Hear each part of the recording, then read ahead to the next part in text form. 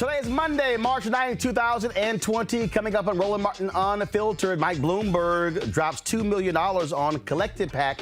We'll explain where he wants to register 500,000 African Americans in battleground states. Big endorsements roll in. Reverend Jesse Jackson Sr. backs Bernie Sanders, Kamala Harris, Cory Booker. They endorse Joe Biden. Also, a recent study shows that more black people plan to vote in 2020 than in 2016. Coronavirus is still in the news. Stock market crashes. Donald Trump is still clueless. He says everything is fine, even while cases of the virus are increasing all across the country. Also, black women are disproportionately affected by lack of health care. We'll talk about Bernie Sanders' plan for that. Also, Jeremy Irons' case is overturned. That's the brother that Maya Moore, she stepped away from her career in the WNBA to fight for. Yo, wait till you see this little black boy who gives it to cops who thought he was stealing in a store, but he wasn't. And seriously, what's up with y'all people who hating on those of us who like sugar on grits?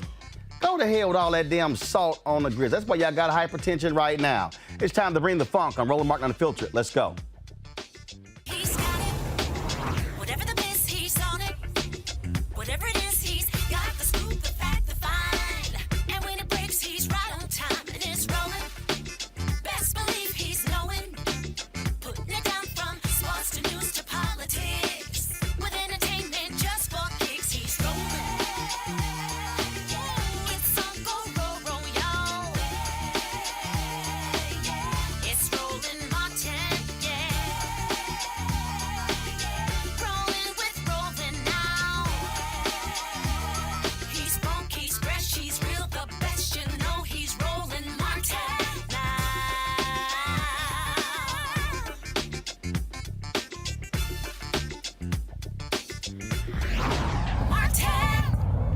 All right, folks, the breaking news. Michelle Ebanks, longtime CEO of Essence magazine, has stepped down.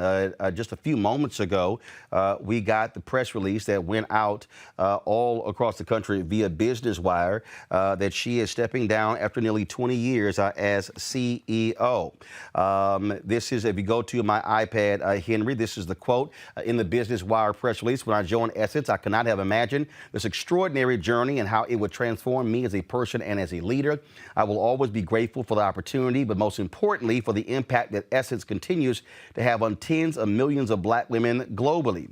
Since I began, my priority has been to position Essence for its next phase, and we've done that. The brand has been reestablished as 100% black-owned and is well-positioned for continued success through what is a remarkable time of transformation and reinvention. Now, Richelieu Dennis, the brother who took control and purchased Essence, will operate as the CEO in the interim. According to this statement, she is going to transition to a position as on the board of Essence Ventures, which is the parent company of Essence. Now, when Michelle Ebanks took over as CEO, folks, Essence was facing a dire future. Many people thought it was not going to survive.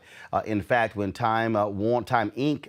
Owned it, what happened, well, of course, Ed Lewis and a number of other people sold 49% of the magazine to Time Warner. Then they sold the remainder of the magazine. Well, the Essence Music Festival was losing tons of money, and they ordered Michelle to fix it, or they were going to shut the festival down. Well, they turned that thing around, and of course, now it is the biggest profit generator. In fact, Essence makes more money off of the Essence Festival than they actually do the magazine. And so they are now, of course, moving towards their 50th anniversary. Just celebrated their big anniversary of the Essence Music Festival. And so, again, the big news that Michelle Ebanks is stepping down as CEO. I did chat with her just before I came on the air. And so she's going to take a little breather. But again, this is a big news there. Again, she's been running it since 2001. And of course, as we know, the Essence Festival of Culture is the largest cultural, music, entertainment event, the world's largest, and not only that, responsible for an impact of $4 billion in economic impact on New Orleans and Louisiana since it started. And so it's held every 4th of July. And so Michelle Ebanks stepping down as CEO of Essence. And so we'll have more news on that as it develops. All right, folks, let's talk politics, where it was a big day big weekend in endorsements. Today, Senator Kamala Harris, as well as Senator Cory Booker, both of them stepped out to endorse Joe Biden. Here is what Harris had to say. I have decided that I am, with great enthusiasm, going to endorse Joe Biden for President of the United States. I believe in Joe. I really believe in him, and I have known him for a long time. One of the things that we need right now is we need a leader who really does care about the people and who can therefore unify the people. And I believe Joe can do that. I am supporting Joe because I believe that he is a man who has lived his life with great dignity. He is a public servant who has always worked for the best of who we are as a nation, and we need that right now. There is so much at stake in this election, guys. So join me in supporting Joe, and let's get this done. A lot of people have not forgotten when Senator Kamala Harris, of course, went after Vice President Joe Biden during the debates last year when it came to his position on busing. Supporters of Sanders have been making that point all the day with those videos. Also receiving his endorsement today is Senator Cory Booker. This is what he had to say. Well, look, it's a time for us to beat Donald Trump, and it became very clear to me that Joe Biden is the right person to do that. We have to unify and show our strength. And I think this Tuesday could be just a pivotal day in our primary progress. But it's about time we start unifying as a party and begin the work to beat Donald Trump and, frankly, save our nation, humanity, address our common cause and our common challenges. All right, folks, over the weekend, Senator Bernie Sanders got the endorsement of Reverend Jesse Jackson Sr. They were campaigning yesterday in Michigan. That is a huge pivotal state for Senator Sanders. They vote tomorrow. He is investing a whole lot in trying to capture Michigan. Remember, he blew off a major speech in Mississippi. They pretty much are ceding that state to Vice President Joe Biden, who's up more than 50 points there. Remember, he lost Mississippi to Hillary Clinton by an 83-16 margin in 2016. The Biden folks want to top that. We'll certainly see what happens. Folks, do we have anything on Reverend Jackson talking about his endorsement of Sanders? Okay, go ahead and run it. I stand with Bernie Sanders today because he stood with me.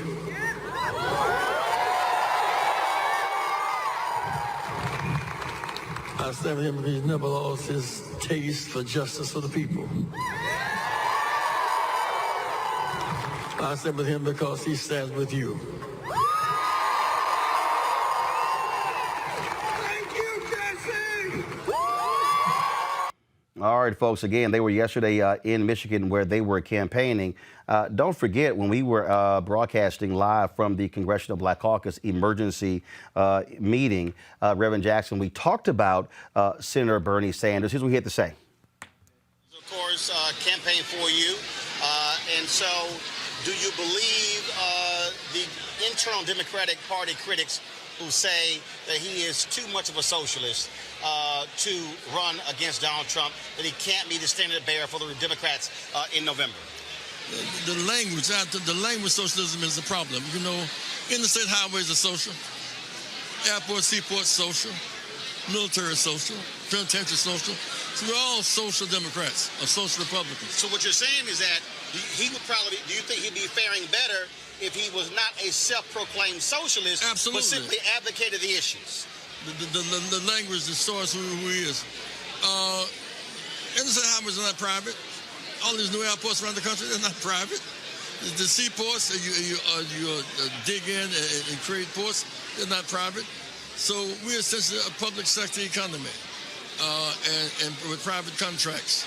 So Bernie is going to have a good run, but I want to see how he and Elizabeth Warren fare out. All right. Also, tell me about, real quick, this lawsuit Rainbow Push has filed. All right, folks, let's go to our panel right now. Joining us is Eugene Craig, of course, the Eugene Craig Organization. Robert Patillo, Executive Director, Rainbow Push Coalition Peachtree Street Project. Is that name long enough? Yep. All right, so let's talk about these endorsements here. Of course, you have Biden, who gets Harris, who gets Cory Booker, Bernie Sanders, who gets Reverend Jackson. Of course, Sanders endorsed Reverend Jackson back in his '88 campaign. People say endorsements don't matter. We're now seeing, of course, with Congressman Jim Clyburn, endorsements do matter. They absolutely matter. I like the way Kamala handled it. She weighed, everything, including, at the time, there were two ladies left in the race with Amy Klobuchar and Elizabeth Warren, and she didn't want to be the one to put her finger on the scale and kill their campaigns with her endorsement of Biden. But her endorsements matters. They're going to be in Michigan together tonight, and I think they were Mississippi together yesterday. And, and I think, she's going to be a powerful surrogate, and she's going to be a powerful addition to the Biden team. Robert, again, we talk about how crucial endorsements are. Clearly, they are mattering when it comes to, especially in places where Biden does not necessarily have to actually campaign. He did not have a lot of money. Of course, money is now coming in, but we're seeing the value of endorsements. Well, not just are we seeing the value of endorsements, we're seeing the value of the personal relationships in politics. What we saw from Biden was, despite other candidates running more ads, Bloomberg spending, $500 million, Biden was winning in states where he had never actually gone to because of the support he had behind him. Particularly the Michigan is important because the sitting governor of Michigan has endorsed Joe Biden, and that's why it was so important for Bernie Sanders to get the endorsement of Reverend Jackson, because the Sanders campaign has a very narrow path to victory right now, and it goes through the industrial Midwest. He's already ceded the South to Joe Biden. He's not campaigning in Mississippi. He canceled his rallies in Missouri. Coming up on the 17th, we see that he's down 50 points in Florida. He's down 40-plus points in Georgia right now. So those are the big delegate-rich states that are coming up, and he has ceded that territory to Joe Biden.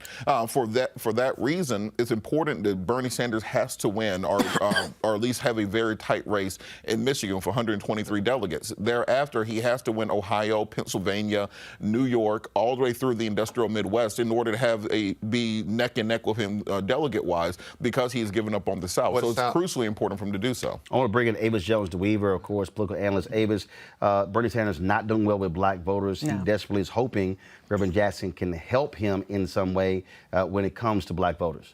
Yeah, he's hoping that, but it's a hope and a prayer, and it's not going to work.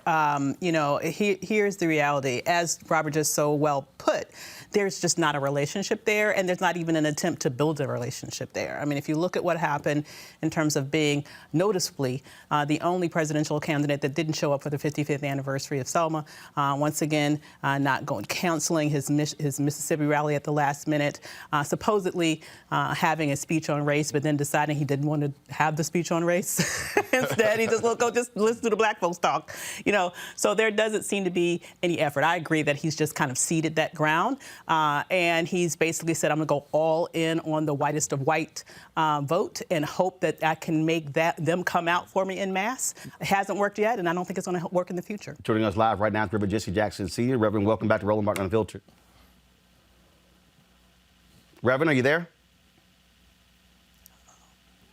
Reverend Jackson? Reverend, are you there? Reverend Jackson, are you there? All right, folks, let me know when Reverend's on the phone line. Eugene, go ahead with your comment. Yeah, my thing is this. The Sanders campaign essentially probably going to be done after this month. Looking at the map, if he sees... This month? Yeah. Dude, if he gets smoked tomorrow... If he gets smoked... Here's the deal. It's over. Sanders has pushed all the chips to the middle of the table in Michigan. Yeah. He has been making the argument that I can turn out disaffected white voters. Mm-hmm. I can turn out young voters. That hasn't happened. So now the question is, you get blown out in Michigan. What? I'm just trying to figure out what is the pathway. Hold on. Finish your point, then Robert. Look, after tomorrow, okay, let's say he comes out limping after tomorrow, right? He gets a couple delegates out of Michigan and maybe some out of Washington State, right? Next week is Florida, and then the week after that is Georgia. And if he's already ceded those two states, those delegate-rich states, he has nowhere else to go. Arizona's in that same time frame. I mean, he literally has nowhere else to go. And by the time he gets to the end of April, where you have New York, Maryland, and Delaware, and Pennsylvania, those Democrat parties are all dominated by black folk. Robert, Biden has opened a double-digit lead nationally. He's now opened a double-digit lead in Michigan, and he is now leading in the polling in Washington State, a state that Sanders crushed Hillary Clinton in 2016. Well, let's look at and as I said, Bernie has a narrow path through the industrial Midwest. Let's remember that Bernie has picked up much of what Reverend Jackson ran on in 1984. So many of his agenda items, you can actually look at Reverend Jackson's agenda from the 84 campaign, and there's a direct genetic tie between those. And I do think that you have to push this argument and make African American voters understand that, look, it's not this big scary idea of socialism. Rather, it's making sure that we have a government that works for all of us. The auto industry was socialist when they needed a government bailout. Wall Street was socialist when they needed a government bailout. So it's important to make those points to people. But for Bernie to win, giving up on the South, he has to hit those industrial Midwest states which have not gone yet with large But he has to populations. win them. He has to win all of them. So the point is, if he loses Michigan tomorrow, it's over. Even if he loses Michigan tomorrow, if it's a tight race, because remember, there's still 3.5 million votes in California that have not been allocated. There are votes that have not been counted, and delegates have not been allocated. So he has a path where it's close to Michigan. He racks up in California in 2 weeks when the final vote comes in. But if Joe Biden wins by double digits in Michigan, blows out of Mississippi. Let's say he wins by 10 points. Then Bernie is going to need a blowout somewhere else. He's going to need a blowout in Ohio or Pennsylvania. But he hasn't achieved it. He hasn't achieved it yet, but he has to get there. But 2 weeks. The calendar is. One second. Finish. Yeah, 2 weeks ago we all thought Joe Biden was dead. We all had already buried him and had already anointed Bernie Sanders. So things work fast in his political system. So he's just staying in the race and having a blowout in either Pennsylvania, Ohio, or having a good showing in New York or Maryland. There's still a path to victory for Bernie. On the phone line now is Reverend Jackson. Reverend Jackson, you there? Yes, Roland. How are you, Roland? I'm glad to talk to you, sir. About a month ago, when we got the CBC emergency meeting, you said that the tag socialist is going to be a problem for Senator Bernie Sanders. You endorsed him yesterday. How does he, first of all, before we even get to a general election, how did he make that argument? How does he move forward in this race when you see Vice President Joe Biden bringing on, lots of heat, did very well on Super Tuesday. The newest poll shows that Biden is doing up on Sanders in Michigan, while Sanders has made Michigan a major tent pole or a major stand for his campaign. When Roosevelt came to the Economic Bill of Rights, Social Security, they called him a communist, they called him a bunch of nasty names. So King said job and income for everybody, they call him names, so that in terms of does not skip. What I'm concerned about is that blacks voting for Biden had a public demand of agenda items from him. The absence of Trump is not the presence of justice. We need to be, whether you're with Biden or with Bernie, the constitutional right to vote must be dealt with. The wealth tax, which is $50 billion to HBCUs, the comprehensive health care bill, a black woman on the Supreme Court, a black woman vice president. Issues matters. In other words, we've been the firewall. The firewall has some demands it must make the Republican. Reverend, one of the issues, though, that Senator Sanders has had very difficult in this election, just like 2016, trying to attract black support. He gave an interview with Rachel Maddow where he said that, look, in 2016, he was running against Hillary Clinton, whose husband was hugely popular. Now here you have in 2020. What must he do to turn his fortunes around with black voters? In Iowa and New Hampshire, Biden had trouble with white voters. In terms of that dimension of the rules, all I'm saying to you is that our agenda must be a Republican agenda. Right. No matter who wins, we don't know. If we're the firewall, what does the firewall get? In Lincoln, use the firewall to vote to run unanimous. But out of that, the Emancipation Proclamation. What if we save Joe Biden, what do we get out the deal? Is my question.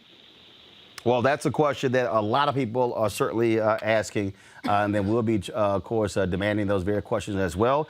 Reverend Jackson, we certainly... He's not meeting the promises. Huh? He's not meeting the promises. Right. To break. So a black woman on the Supreme Court, is reasonable since it was his legislation that got Clarence Thomas in court in the first place. A black woman is being treated. I'm thinking about the Biden deal. One of this shit we had with Senator Eastland about busing concerned me very much. He ended up shooting Clarence Thomas over Anita Hill. He chose the Iraq War. President Obama did not. So he's been sliding. We must make him accountable. All right, Reverend Jackson, we appreciate it. Thanks a lot.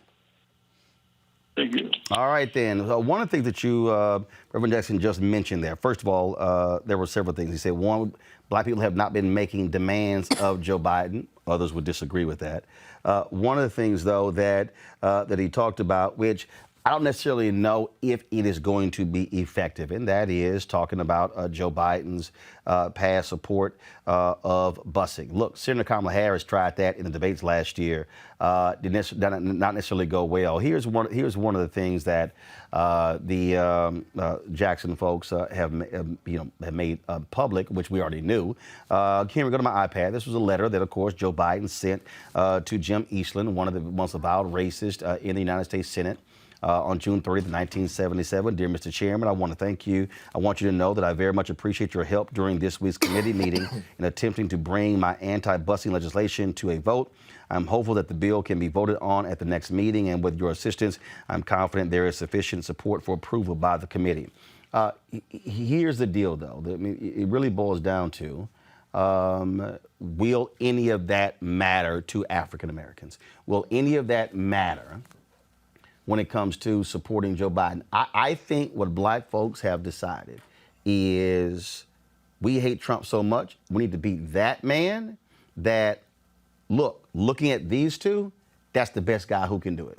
Well, yeah. We've already had the first big test of what African Americans demand of our Democratic nominee, which was in Alabama this week with the execution of Nathaniel Woods. We have all these speeches where we talk about how much we love black voters. We have all these rallies and fish fries, and they talk about, black people are the backbone of the Democratic Party. But when Nathaniel Woods was about to be executed, we did not see any of the current presidential candidates stand up and demand that the governor step in. We didn't hear a peep of it. We did not, if it wasn't for activists on the ground, people like Reverend Jackson, people like Martin Luther King III, the family of Mr. Woods, you did not see the Democratic candidates standing up to support them. So when we talk about having a demand, having some buy-in, if you're saying that black votes are my firewall, that I need 60, 70% of the black vote, 80% of the black vote in these southern states in order to win, then by all means, I expect to hear your voice to speak out on an issue such as that. Or is the buy-in, Avis, elect me and I'm going to appoint federal judges who are going to halt such executions? I'm going to appoint Supreme Court nominees who are going to halt the execution. In fact, a temporary stay was issued by Judge Clarence Thomas, but then it was later lifted to allow the execution to move forward. Yeah. I think that's what black voters are also saying here, and that is, look, at the end of the day, you have Donald Trump over here who plans to, if he is reelected, will end up appointing nearly 500 federal judges to the bench, and they will be in control of nearly half of the federal judiciary. Yep. Right now, he's already appointed 25% of all the appellate judges. The Ninth Circuit, which is the most liberal circuit in America, he is close to having a majority of the appointees on the Ninth Circuit. And so I get Robert's point, but I think black people are saying, that you can bring up agenda, you can bring up every issue. The number one agenda black people are saying is get that orange dude out. Exactly. Black people are not just voting for the next 4 years. We're voting for the next 40 years. So we're looking at things that have long-term intergenerational impacts, like what the courts are going to look like. But in terms of what we're seeing right here with this particular race, it's a couple of things. Listen, right now, Bernie is even, as you mentioned, he's not even at viability in Florida. That's 200 delegates that Biden would get. Game over. Okay. And at least with Biden, he has mentioned this issue. And South Carolina, in fact, he mentioned that his first appointment to the Supreme Court would be a black woman. I've yet to hear Bernie say that. I've yet to hear Bernie say black. Period. Everything is people of color. He does not even want to say black or has to do with income When equality. defending his black So, you know, co-chair. how can you expect black people to be attracted to you when you do not even want to acknowledge that we exist? But Eugene, Team Biden is saying that, first of all, they say it is incorrect that he has not presented issues or a particular agenda. I saw someone who was saying that, well, you know, he needs to adopt the Douglas plan of Buttigieg or the Tulsa initiative of Mike Bloomberg. Folks in the Biden camp say we have something that's going to be even better than the Tulsa initiative. And so I had one guy who was like, well, I haven't heard any of these issues. And then I said, well, I asked the question. I said, it's on his website. The guy was like, well, I shouldn't have to go to his website. Yeah. But see, now, which I'm kind of like, okay, well, you can't say something doesn't exist if you haven't bothered to go to the website. Yeah. But I do believe, though, that the Biden campaign has to address this in a very specific and an authoritative way, which means he has to find the setting. He has to find the organization, the event, the gathering, not in June or July. I'm talking about March and April, where that is laid out. Because I think what you're going to see is you're going to see Reverend Jackson and some of his other black supporters. They're about to start hitting Biden on that hard because they have no choice. They can't let him keep racking up massive amounts of votes among black people. Yeah, the thing is this, right? Political campaigns are very, very, very short-term, very, very expensive marketing expeditions. And what Team Biden has to do is kind of take a page from Team Bloomberg and really, really, really, really figure out how you're going to market your black plan that the average voter knows about it and could talk about it in detail.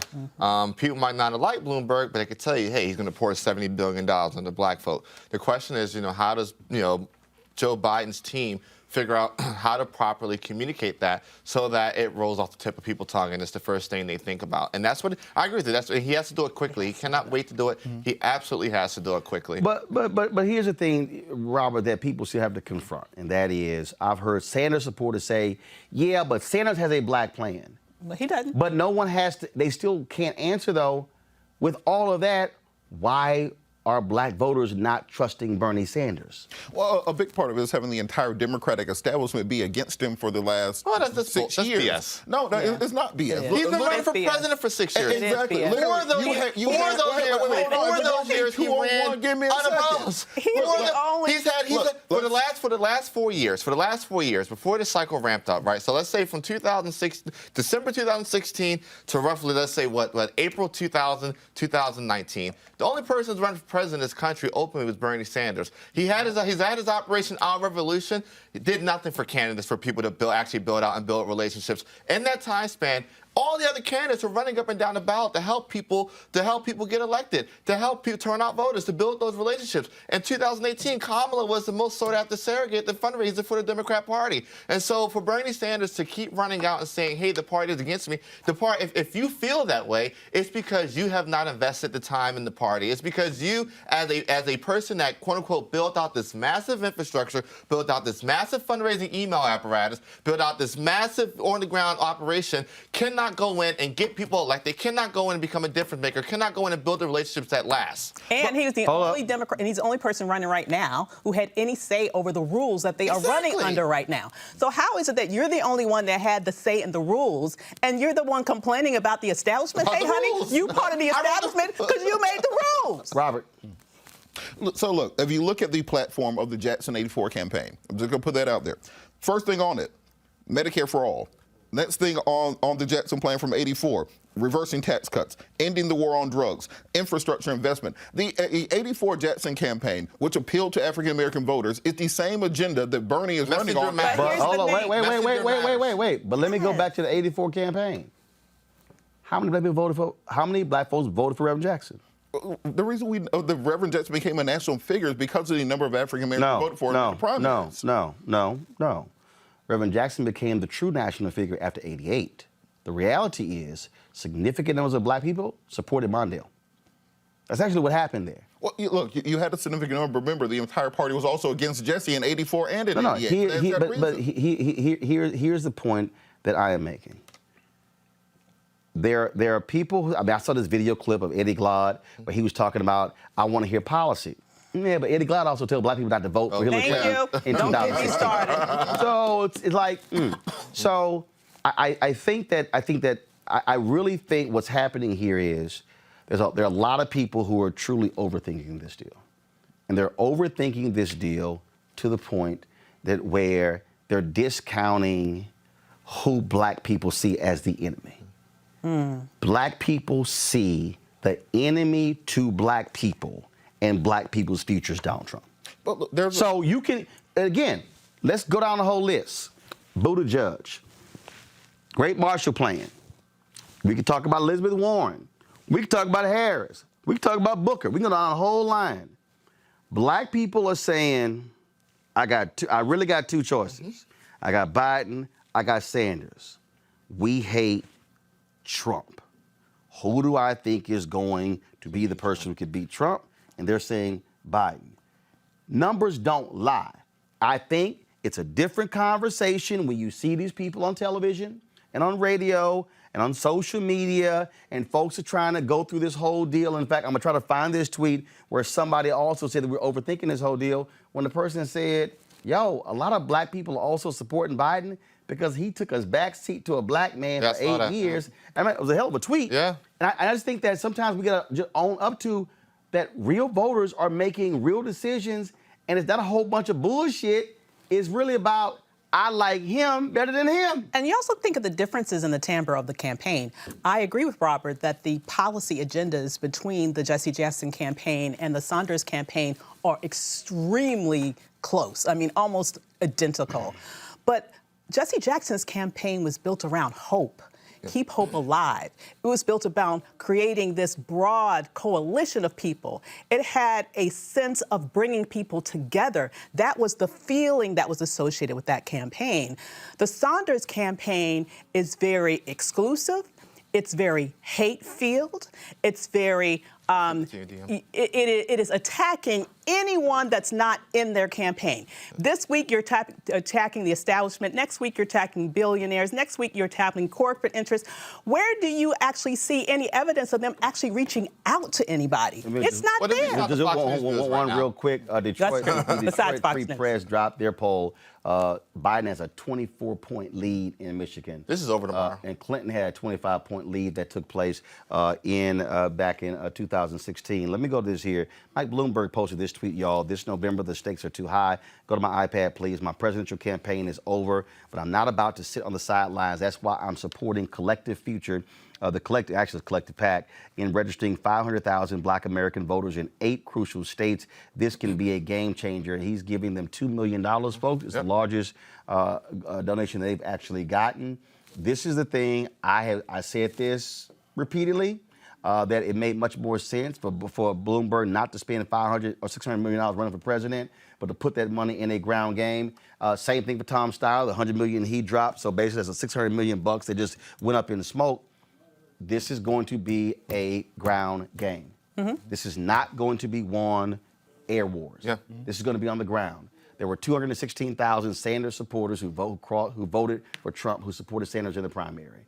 That was more than the margin of 78,000 in those 3 crucial states, Wisconsin, Michigan, and Pennsylvania.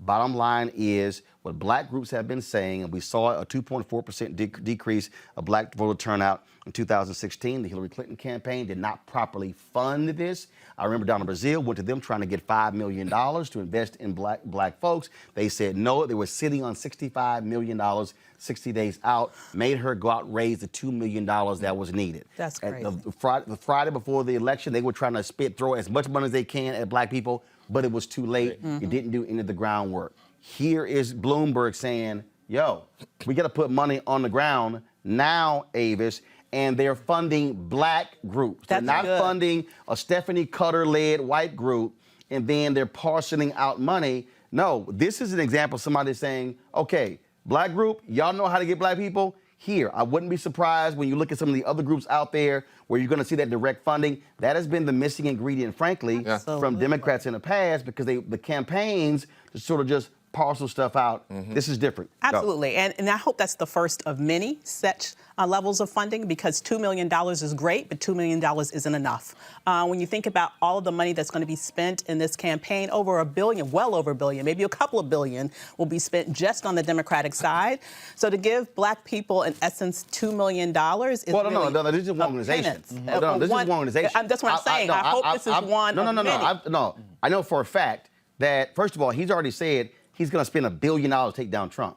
This is just one organization. There are other groups they're looking to fund. This is not like that means that we need to be getting about at least $50 million of that. At least. And remember, also, Bloomberg did contribute $5 million to Stacey Abrams' organization, I believe, last month in Georgia. But one thing I will say is, whenever a white guy shows up for a bunch of money, just handing it out, let's be wary of what exactly his motives are, and understand that it seems as if Bloomberg is trying to set up his own separate DNC that does not have any accountability to campaign finance. As long as it's run by Tom Perez, I got no problem with that. The reason I got no problem with that, because, okay, Eugene's a Republican. Republican Sheldon Allison, every 4 years says, I'm going to drop $250 million. The Koch brothers, one of them is now dead, they got together with their network and said, okay, we're going to drop from $1 to $2 billion. One of the reasons, frankly, Democrats have always been outgunned because big money Republicans have understood. That's why I was critical. Look, Starr's a nice guy. Bloomberg's a nice guy. Big money Republicans didn't run for president. They just like, no, I'm going to sit here and fund these efforts. So one of the things that Democrats needed, and I've been saying this about Texas, 2 million eligible unregistered Latinos. You needed somebody who says, I'm going to spend $100 million to register the 2 million in Texas. That could completely change Texas presidential election, statewide elections, but Democrats have been wanting to do that. And so, look, here's the reality. You're fighting a money war. For the people who say, get money out of politics, okay, let me know when that happens. In the meantime, you got to get your ass whooped, or you can actually fight. Right. And the bottom line is, to me, this is what this fight is. Eugene, go before I go to my next story. Two things. I was going to say, one, I sent you the tweet that you're talking about. Secondly, this is a dollar fight. It's a knife fight, and it's a knife fight on the ground. And I think what Mike is doing and what he's pledged to do is going to be great. It's already happening. He above and beyond that, he's taken the 6 most crucial battleground states and planning the operation, the apparatus that he built out in those states. Look, man, at the end of the day, it's all business. People better understand, really what's going on here. And I think for a lot, look, this is about winning. This is about winning. This is the tweet, before I go to my next story real quick, Fernand Amandi actually posted this tweet. I thought it was pretty interesting. This is what it says. Let me explain something to you about Joe Biden and why some of the shit that he's done in his past doesn't matter. This old rich white man played a second fiddle to a black man. First of all, Joe Biden ain't rich. First of all, if it wasn't for him with the book deals and the speeches after becoming vice president, Joe broke as hell. Okay, but they said this old rich white man played second fiddle to a black man. Not just any black man, but a younger black man, a smart black man. Not just for one day, not 1, not 2, but 8 years. He took his cues from this black man who had more power than him and was virtually unknown when he took the presidency, and Joe Biden had been around forever. He was willing and proud to be his wingman. Not once did he try to undermine him, this black man. Instead, Joe walked in lockstep with him. He respected him. He loved and trusted him. He was led by him and he learned from him. And Joe did not have a problem with it. You tell me what 40-plus year establishment white politician has ever done that. Joe Biden is cut from a different cloth, and black folks understand that, and for good reason. He has shown it. This is what showing up and being an ally looks like. When black people say they know Joe, this is how they know. This is written by Lori Goff. Real quick, Eugene, you agree or disagree? It's the truth. I agree. I have a hotter take there. I actually think what we saw in South Carolina and on Super Tuesday, a big part of that was baked in. I think Clyburn was just the gas on the fire. Davis? Yeah, I agree. I think Clyburn was the gas on the fire there. And I think a lot of people are feeling like that. I mean, people saw the relationship between the two for so many years, and it was a point where people are saying, yeah, this is someone who had his back, never disrespected him, actually was someone who seemed like remember all those little memes that they had around the two of them? I mean, it was this sort of ingratiated feeling that people have, and that's what a lot of people are tapping into. I think that if Bernie Sanders had wed himself to that Jesse Jackson 84 agenda as closely as Joe Biden wed himself to that Obama agenda, then he might be doing better with African-American voters now. Because I think most voters don't understand that the DNA of that campaign came out of the Rainbow Coalition from 35 years ago. And I think that those are part of the reasons that Bernie has a problem with African-American voters by not articulating the African-American support and the fact that many of these agenda items do come directly from our community. And he has to see black people. All right, folks, this fall, Third Way, the Joint Center for Political and Economic Studies launched a multi-round research initiative to study the attitudes, priorities, and values of black Americans as we head into major crossroads for our country in 2020. Here are the results in two different areas: how we feel about voting, how we feel about money. Joining us right now is Jessica Fulton. She's the Vice President for the Joint Center for Political and Economic Studies. So, Jessica, exactly what does it say? How do we feel about voting? People are very enthusiastic to vote in 2020. 40% of the people that responded to our survey, we surveyed 1,200 black folks across the country, 40% of the people said that they are more interested in voting in 2020 than they were in 2016. That's across gender, that's across age, that's across education level. But you know who isn't actually that excited to, or isn't as excited to vote, is people who have a weak connection to the Democratic Party and people who are not Democrats. So that means that they're gonna have a really tough time getting those folks out to vote. But what people are largely motivated by is this anti-Trump sentiment. Literally in our focus groups, people were saying, like, we got to get this guy out of office. We got to go out. We got to sustain. I keep trying to tell y'all. Like, y'all can holler policy all you want to. Folks are saying this man is evil. Yeah, and as a policy person, I was a little bit disappointed, but I also noticed what people were saying about what their finances are looking like. In the past 2 years, people are not saying that anything has improved. 20% of the people are saying, you know, nothing has really gotten better in my neighborhood, nothing has really gotten better in my personal life, and that's while Donald Trump is sending out press releases saying that this is the lowest black unemployment rate, you know, in the history of us taking the measurements for unemployment rates. Except what he's not saying is gone up the last several months, but that's just, you know, a little detail. It's gone up the last several months, and people are holding down 2 jobs just to make ends meet, right? So, like, even if the unemployment rate is low, if I have to have 2 jobs to be able to feed my family or to be able to pay my rent, then things aren't looking great for me, and I need somebody in who's going to make things better. Now, when you talk about the enthusiasm, though, last 2016, the Joint Center released their study. It showed 65 plus. Absolutely, I'm voting. And of course, as you got younger, it got lower. What is it saying now? Because again, Bernie Sanders keeps saying he can bring out young voters. There's no evidence of that in the primaries. Our young voters keep talking about what our numbers are. I keep arguing, look, I hear you, but if you don't get your ass out and vote, your numbers don't mean a damn thing. What are y'all showing? Yeah, it does show that younger voters are less likely to be more excited to vote in 2020. And I think that speaks to what the candidates are saying. Candidates have to be speaking to young black folks, and I don't think they are right now. Okay, but here's the thing, and this is where I think we differ on this, and this is the problem here, is that I had one guy who tweeted me today. He's like, you know, I'm sorry, I'm just not inspired to vote. And I'm sitting there going, bruh. I mean, at the end of the day, 2 things are going to happen, okay? Trump gets reelected, Trump loses. Mm-hmm. So there's this battle and this contention with I need to be inspired to actually vote.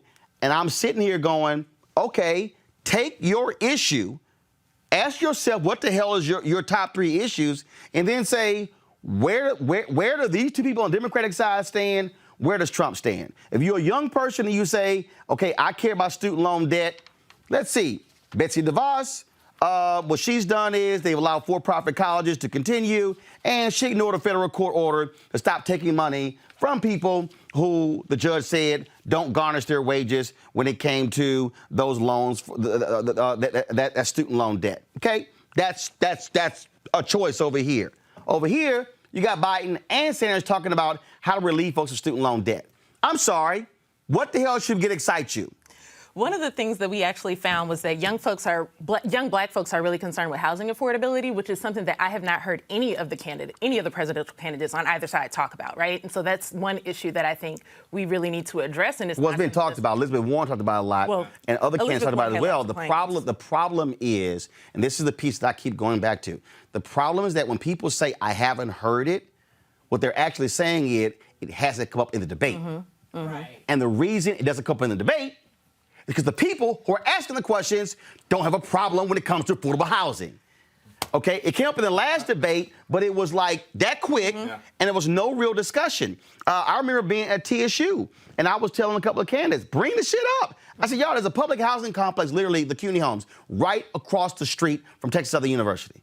I'm like, don't wait on a moderator, but that's being part of the problem. Okay, your moderators are not bringing up those questions. So when 20 million people are watching, when people say, oh, I haven't heard about it. Well, look, a person live streaming a speech on affordable housing is not the same as 20 million watching a debate. Yep. I think that's part of the problem. Yep, I think it is. About 20% of the people that we surveyed said that they don't think that this next election is going to have a strong bearing on their life. And so, like, thinking about the candidates not bringing up affordable housing in the debates, the moderators not asking those questions, and people not thinking about things like redistricting that's going to happen under this next regime, right? Like, even if it's not at the federal level, they need to be caring about their state and local elections. And what we're not seeing, there's some kind of barrier there where it's not being communicated, the importance of this. So let's do this here. Go to the graphic here. Let me pull it up, squeeze it in here. This is what I'm talking about right here. So you have, go to my iPad, you have more interested, stayed the same, less interested when it came to voting. If you look at it by age, folks, most interested is at orange, okay? At 55 plus, then of course you have and less interested is there in the black. Numbers don't lie. That graph right here, 1834, you're seeing it. That's the largest group that are less interested in voting. This is the thing that Bernie Sanders keeps saying, I can excite them. They ain't showed up yet in February or March. You know, I think black voters in general have showed up, and that's the thing that got Biden, got him his wins this past couple of weeks. Older black voters. Older black voters. See, what I'm talking about is that young number. That is a fundamental problem, and people keep, so Robert, people keep saying, okay, we got to figure out how to reach young voters. I'm just going to go ahead and say it. I'm going to need young voters to also step the hell up. Well, what we've seen historically, if you look at Rock the Vote back in the early 90s, if you remember Vote or Die, I think back when I was in college, Puff Daddy was promoting, you've never seen this groundswell of young voters simply running to the polls because you don't have enough learned life experience for you to understand the issues or to get that motivated by it. When you're 18 to 24, student loan debt hasn't really hit you yet. When you're my age, student loan debt has hit you. And that's when you get really motivated about changing student loan debt. You haven't been hit by housing issues or unemployment issues. You're still in you're still on, living in your dorm room or having your first jobs. So I think the candidates have to do a job of explaining to these young people how these issues affect them directly and then motivating the way that Obama did in 2008, because that's the only time we've seen it actually be effective. But here's the deal, though, Ava. Let's just cut to the chase. Obama motivated people to vote in 2008. And this is the thing. First of all, let's just cut to the chase. He was black and running. Okay, let's just go ahead and go there. But the second thing, and this is the thing that it is so much deeper and nuanced that I think it's hard for people to even admit. Obama ran a campaign on hope and change. Yes. He could talk to 100,000 people in the stadium, and there would be 100,000 different interpretations on what hope and change means. Here you have a campaign where people like specifics. Okay, what's your plan on this? That's why Elizabeth Warren's whole deal is, I got a plan. The beauty of hope and change, it didn't have to mean nothing. Right. Like the phrasing itself, you felt great. We all, hope, change. All right, we feeling good. Now he gets elected. Then it's like, okay, what exactly is hope and change? And so Obama had the advantage that he never, I'm not saying he didn't have policies. Yeah. But what I'm saying is he has such this overarching theme that he did not have to actually narrow it down. Yeah. And it could mean anything for anybody, and everybody felt great. Yeah. Yeah. Also, it was just such a crisis point in our history, right? And if we keep going the way we are, we might be, unfortunately, at another crisis point by the time this election hits. But, when he was running, I mean, we were at the we were teetering on a worldwide economic collapse. I mean, the hope was that you would have a house. I mean, the hope was that you'd have a job. The hope was that the country wasn't going to fall into a depression. I mean, we were really at that point. It was a crisis moment in our history. So everyone knew we needed someone in there that would correct course, that would get our economy back on the right track. And I don't think people were really talking about as wide a range of issues then, because we were at such a crisis point in our moment. But it's interesting the point that you're saying about the fact that he did have these big platitudes. He was a unique political talent, but he also was, I think, appealing to our better angels. Right. And I think what's really interesting right now with the dynamic in terms of the choice that people are seeing just in this primary race between a Biden and a Bernie, I think, honestly, Bernie is not doing that. And he's in terms of appealing to people's better angels. He is not. And if you also look at, though he is very specific with policy choices, but he has a wide range of policy choices, which is why, with the report that we put out with the Black Women's Roundtable, if you look at Bernie voters, when they are talking about the issues that they are mainly voting on, it's not like they're all clamoring around Medicare for all. Each person is sort of picking out that thing that's important to them. Whereas with Biden's voters, they're all saying race relations. So issues of race are of critical importance to them. So it's very important that we realize that people are going to sort of focus on that thing that's most important to them, no matter who is saying it. But ultimately, I think people want to appeal to someone who inspires them, who appeals to their better angels, particularly at a moment where we have such evil in the White House that they'll be running against come November. Jessica, Trump keeps saying the economy is great, it's so wonderful. Y'all say 1 in 5 say, go to my iPad, 1 in 5 say their personal finances have improved the last 2 years, gotten better 22%, gotten worse 27%, and stayed the same 50%. But here's the thing I want to talk about: real divide by gender and improved finances. Women -12, men 4%. Donald Trump, they believe they can get 15 to 18% of black men. And so what was being said, what I'm curious about, forget this number, what was being said in your focus group by black men compared to black women about the economy? One of the things that we heard quite a bit, and this was really interesting, when black women talked about what was going on in their neighborhoods, they talked about what was happening to black men, and they saw that as something that they were trying to help improve economic conditions for black men in their lives, right? And when we talked to black men, we didn't hear that so much. But I will say that one policy change that did happen in these past few years is the First Step Act. And that's something that was largely seen as criminal justice reform that helped black men more so than it would help other folks. And the other things that this administration has been able to pass are like the tax cut for rich people. Like there haven't been other wins that have come that are really directed towards black women. But here's the piece though, Robert, even though the tax cuts were not directed to black men, there's a different view from black men, especially those with businesses, than black women when it comes to those tax cuts. And so Donald Trump is targeting like a laser. I know for a fact the White House has told me that they believe they could push that number to 20%. I had a conversation with Mark Lauder, who's on Trump's communications team, about 2 years ago, and I said I think Donald Trump could get upwards of 30% of the black male vote in the upcoming election. Wall Street Journal NBC poll came out today, reported by Vox, showing that Trump has a 24% approval rating with African-American men that has been trending upward lately. And I think part of it has to be stylistically. Democrats have ran hard on this black girl magic agenda for the last few years. Black women are the backbone of the Democratic Party. Black women are the base of the party. They often leave out black men unless they're talking about prison. That seems to be the only issue they know of that affect African Americans, and our African American men in particular. Also, the opportunity zones, I think, were a great of great interest to African American men. In addition, if you look at some of the Black Voices for Trump events, Donald Trump surrounds himself with more black folks on a regular basis than many of the Democratic candidates do. Sometimes if you look at a Bernie rally, you don't know if you're at a political rally or if you're at, high or a Trump rally. But if you look at one of the black voters for Trump rallies, he's surrounded by African-American men for the most part, and then a group of African-American women also. So I think Democrats have to find out a proper way to talk to black male voters, or they do risk losing 30% of the black male vote to the Republicans this race. Eugene, 2016, I specifically told Hillary Clinton to her face, y'all got to have some black men who are out here talking to black men about your campaign. I said that in front of her, Huma, as well as Marlon Marshall, who's an African-American man. Nothing actually happened. Because the next day I said, I want a black man who's for Hillary, on-time joiner. It took him 10 hours to get somebody. I had to book down to Brazil. I mean, and so again, this is a real issue. I want to get your thoughts on it. And Jessica, again, what is being said in the focus group is important. And I'll tag on something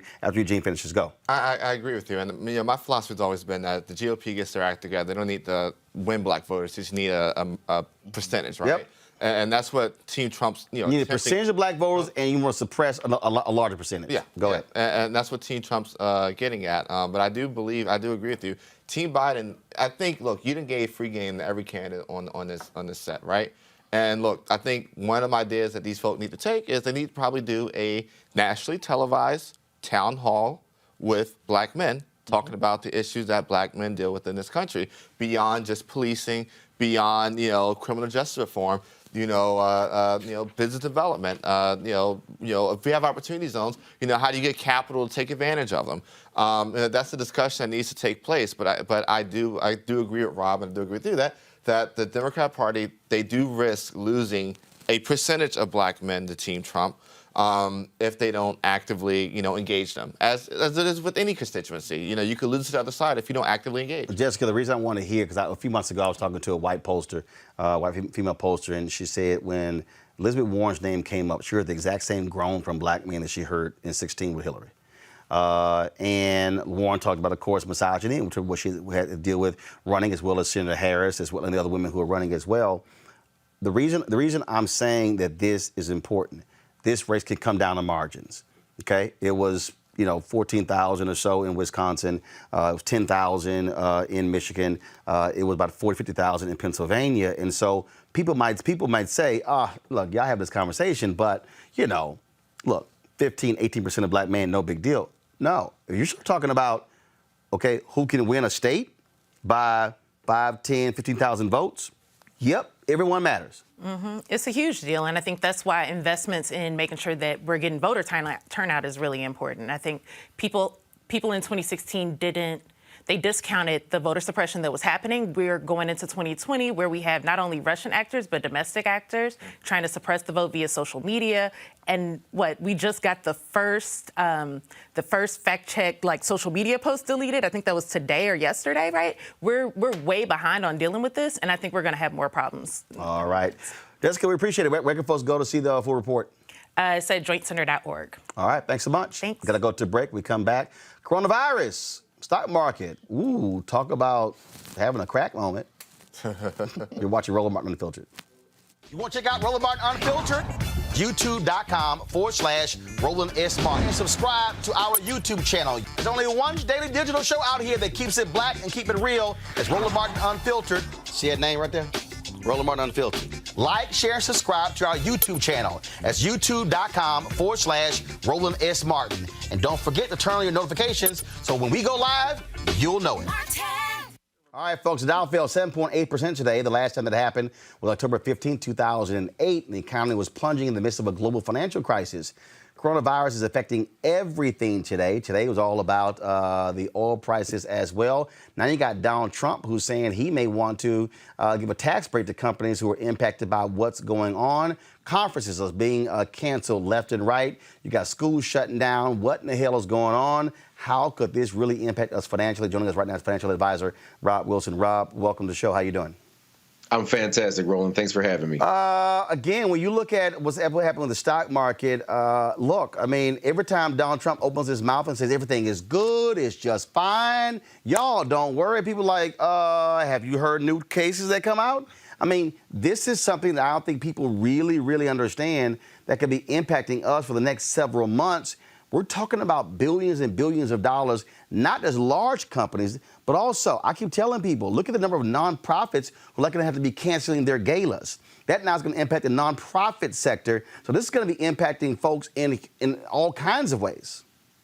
Well, Roland, it's going to be doubly bad for those nonprofits because when you see the stock market get affected like this, those donations are probably going to go down. There's a wealth effect. When people are flush, they feel more apt to write those checks. When the stock market goes down, they don't do it. But here's the problem. When you have a selfish, ignorant, uneducated liar as a president, the market understands that they cannot believe a word that comes out of his mouth. Right. Now, early on in the administration, the market started to hang on every word and every tweet, and you would see these wild swings in the market. After a while, they just started to ignore him and just let it go.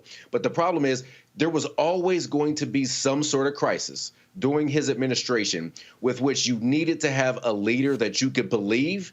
And, this has really shown that the emperor has no clothes because you can't believe him. And when traders and investors feel like that they can't believe, they can't get the facts, they will sell first and ask questions later. And unfortunately, that's why we're seeing all of this volatility in the markets. You make that particular point, and the reality is we're actually seeing this where people are looking at every single comment made by Trump, and he's actually lying. And so what's happening is he's shutting down his own health experts who are trying to give correct information, and he's just run off on his own, and they're standing there looking like, what the hell? And then it doesn't help when you got a brother who's a surgeon general who goes on television talking about how Donald Trump is more healthy than he is, and it's like, dude, you're 30 years younger than him, really? And so, and this is where confidence, this is the thing that people understand, why Trump being nuts is a problem.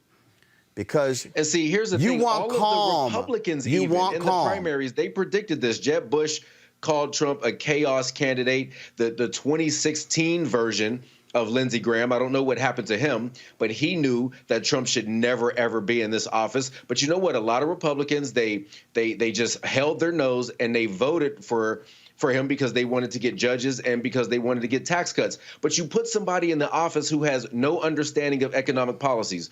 Why would you do this massive, massive tax cut when you have record unemployment, when the stock market was at its high, when interest rates were very low, oil prices were low? You did not need to do that. Now, when you need some stimulus for the economy, you have a lot less bullets in your gun in order to do that. Well, plus, you have a real estate guy who only pressuring wants interest rates to be zero because it helps his business.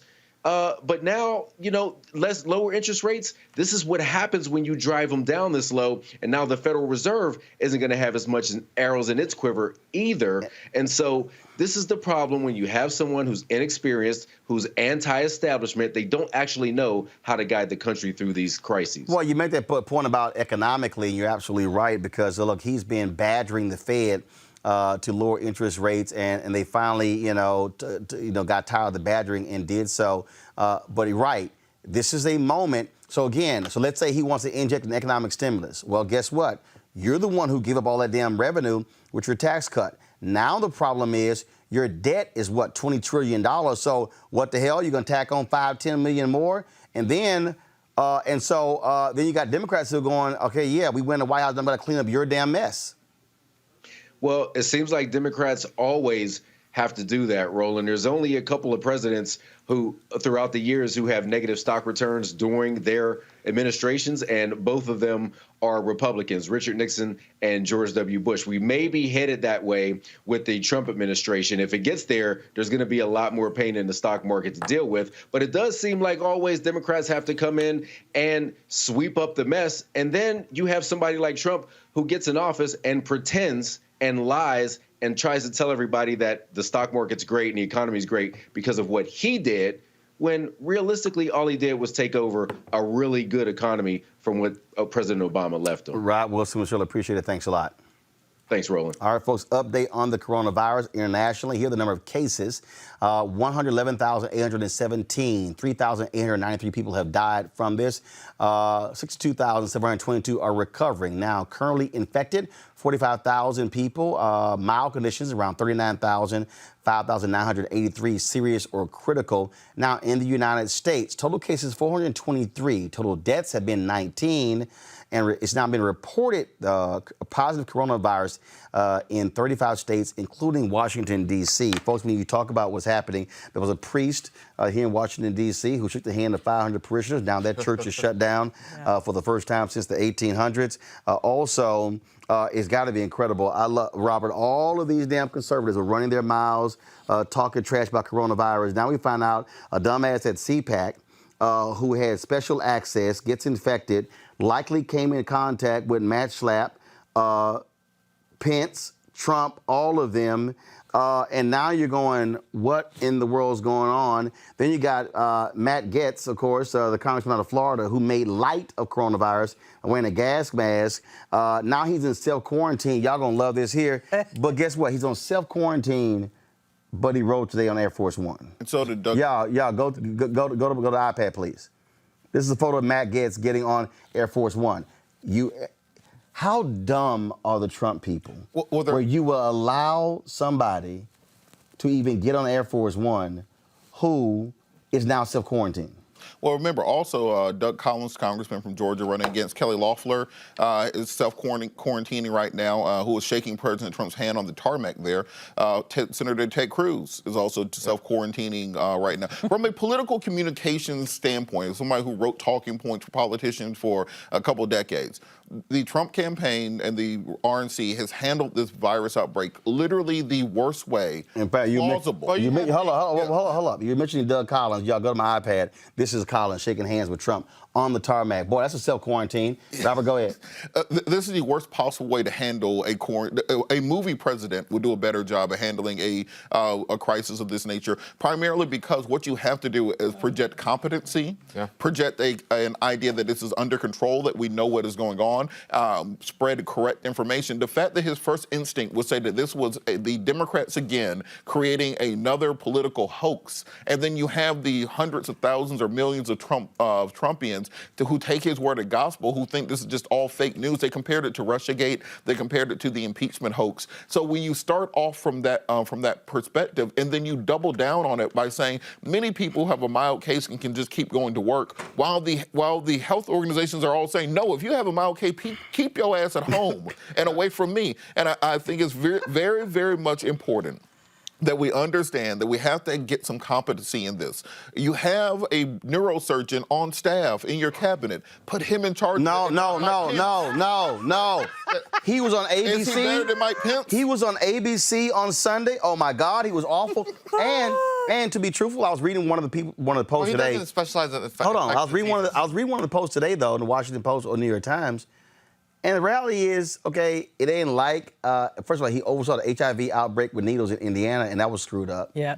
But the reality is, how Pence has actually been talking is how you're supposed to talk. Yeah. Bringing the experts in, having 2 daily briefings, doing it. Trump screws it up every time because, one, he knows nothing, and then it was embarrassing, Eugene, when he went to the CDC and like, oh, the experts tell me, like, why didn't I focus on this? I'm so smart. I'm so great. So a couple things here. You know, at CPAC, where a lot of this cross-contamination took place, in the morning you had his chief of staff saying, hey, this is a hoax, and turn off your TV. In the afternoon, you had a high-level CPAC attendee spreading the virus to some of the highest levels of our government, right? To Trump and the way he's handled this, one, Carson wouldn't be good because he's not an infectious disease specialist. He's a neurosurgeon. And he was horrible on ABC, even talking about it. The Surgeon General's horrible talking about it as well. The thing is this: Trump does have some of the best infectious disease doctors around. Dr. Fauci, my dad's a doctor, and he tells me all the time when he was in med school, one of the folk they would study from is Dr. Fauci. And so, but it doesn't help. It doesn't help if you have the person muzzled and not able to actually manage the crisis. It also doesn't help when you took over and you got rid of the Obama pandemic outbreak unit as a part of the National Security Council. And again, just so people understand how stupid of a person we're dealing with. Stupid. Donald Trump is stupid. This is literally this idiot Friday at the Centers for Disease Control and Prevention, standing right next to experts. Here's this dumbass. It's really incredible. And just from a health perspective. And by the way, NIH, what they've done, I spent time over there. And I like this stuff. You know, my uncle is a great person. He was at MIT. He taught at MIT for, I think, like a record number of years. He was a great super genius, Dr. John Trump. I like this stuff. I really get it. People are surprised that I understand it. Every one of these doctors said, how do you know so much about this? Maybe I have a natural ability. Maybe I should have done that instead of running for president. But you know what? what they've done is very incredible. I understand that whole world. I love that world. I really do. I love that world. And they should be given tremendous credit. And the whole world is relying on us. You know, I've seen what they've done back there. It's really incredible. And just from a health perspective. That's your president. What? Well, shout out to David Perdue and Kelly Loeffler for being way in the back because they weren't trying to get that corona from CPAC. What the? It always has to be. Ooh, it has to be about him. the doctors told me. It always has to I be know about so him. much about this, and maybe I should have done this instead of. Well, we all know by now. It always has to be about him. This is the We one do moment where realize Trump that. needs to Yeah. STFU and let the doctors just handle all the But press he conferences. cannot do that because he does not have any discipline. He does not have any self-control. He is completely psychopathic. He does not care about people getting ill and dying. He does not care about that. The only thing that he cares about is aggrandizing himself. And so he just took And how it makes him look. And how it makes him look. He cares about the impact on the stock market. He cares about that. He cares about the impact But he doesn't, on him though. I mean, I would even argue. I would even argue that he doesn't care about that because if he cared about that, he would shut the hell up about this. But here's smart enough to get the relationship. But you say he between needs the to shut two. the hell up, y'all. I would say shut the fuck up. But Here is his Secretary of Health and Human Services. The Secretary of Health and Human Services, who is trying to offer an expert opinion. Oh, Lord. And watch this dumbass. The remaining lots are actually being tested here. Dr. Monroe's got them as of, I think, 10:30 this morning, and they have to do the quality control, and then if they pass, But they I ship. think importantly, anybody right now and yesterday, anybody that needs a test gets a test. They're there. They have the tests. And the tests are beautiful. Anybody that needs a test gets a test. If there's a doctor that wants to test, if there's somebody coming off a ship, like the big monster ship that's out there right now, which, you know, again, that's a big decision. Do I want to bring all those people on? People would like me to do that. I don't like the idea of doing it. But anybody that needs a test can have a test. They're all set. They have them out there. In addition to that, they're making millions of more as we speak. But as of right now and yesterday, anybody that needs a test, that's the important thing. And the tests are all perfect. Like the letter was perfect. The transcription was perfect, right? This was not as perfect as that, but pretty good. So the coronavirus test is as perfect as his call to the Ukrainian president. Like, dude, really? And then he said the letter was perfect. I'm assuming he's talking about his letter to Kim Jong. No, he's talking about the Congress. I don't even know what the hell. But I'm sitting here and I'm going. Then he's lying, Robert. He's absolutely lying to say, oh, if you need the test, you got it. It's a lie. I mean, it's just. And the experts are. How does it feel to be an expert and you're sitting there going, dumbass, right? Like, they should literally have a sign as soon as you start talking that goes, dumbass, and point it this way. Well, I think what the bigger issue for me is the obsequious nature of our media currently, which has taken this and turned it into a tribal issue, where now you have major media outlets who are reporting saying, well, coronavirus is far less severe than the flu. The difference is we know what the flu is. We have vaccines for the flu. We have methods to contain it in place. When every national and international organization is saying we have no containment on this, we don't know what to do. So the thing is this. But just real quick, one point. Let's understand the first person to be diagnosed with coronavirus in North Korea, what they did was shoot them and burn the body. So when you're saying in America that we got this under control and in Korea, in North Korea, they are burning people, then it must be an understanding that this is under control. The thing is this, right? There have been good tests that could have been used a long time ago.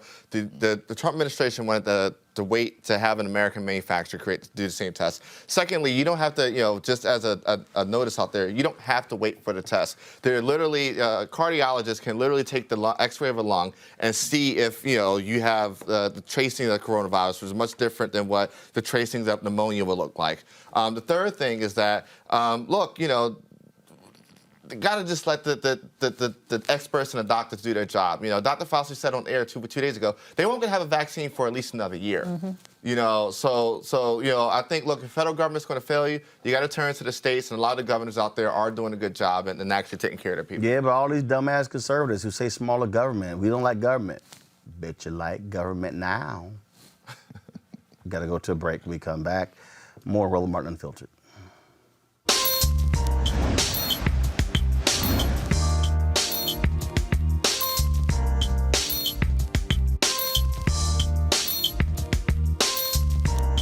You see, I'm rocking this sweatshirt of North Carolina A&T. I spoke, of course, there last month. And so, of course, they founded in 1891. Go back to the graphic. Founded in 1891. Their notable graduates, Ronald McNair, former NASA astronaut, Congressman, first of all, Jesse Jackson, former Congressman Jesse Jackson Sr., and his daddy, Jesse Jackson Senior. Terrence J. also graduated from there. He plays a little youth group, Omega. But, everybody couldn't get an alpha. You want to support North Carolina A&T, please go to www.ncat.edu. That's ncat.edu. All right, y'all. Bernie Sanders releases policy on reproductive just for black women. That's right, reproductive health services for black women. Black women are much less likely to have access to family planning resources and are 3.5 times more than likely to die in childbirth than white women. Joining me now is Dr. Victoria Dooley, a healthcare activist and Bernie Sanders surrogate. First and foremost, what makes this plan so significant? Is it better than what previously was introduced by Senator Harris or Senator Warren? Absolutely. How so? Senator Sanders has a plan for, number one, Medicare for all. And through Medicare for all, you can make sure that all people who are pregnant have health insurance their entire lives, not just when they're important. This is better than some politicians who suggested extending Medicaid for an extra year. Well, Dr. Dooley, I got to ask you this. I got to ask you this, though. I got to ask you this here. I understand that Bernie Sanders talked about Medicare for all. We saw what happened, how difficult it was to get the Affordable Care Act passed. Okay. Let's say he is not able to get Medicare for all because, frankly, the votes are not there because Republicans control the Senate. How will his plan help black women if he becomes president? He will make it a law that it will be illegal for providers to discriminate against women because of race. And when you think of something about implicit bias and healthcare bias, when doctors don't believe black women, they die. So he will make it illegal for providers to discriminate against women because of their race or their religion or other factors. He's also going to enact other policies that are going to reduce toxic stressors in the African-American community. Toxic stress kills.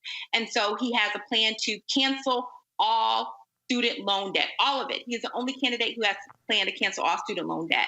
That alone would decrease the racial wealth gap between young black people and young white people down from 12-1 to 5-1, just by that one policy, canceling all student loan debt. But let's stay focused on the health plan and how it impacts black women. So you talked about obviously with Medicare for all.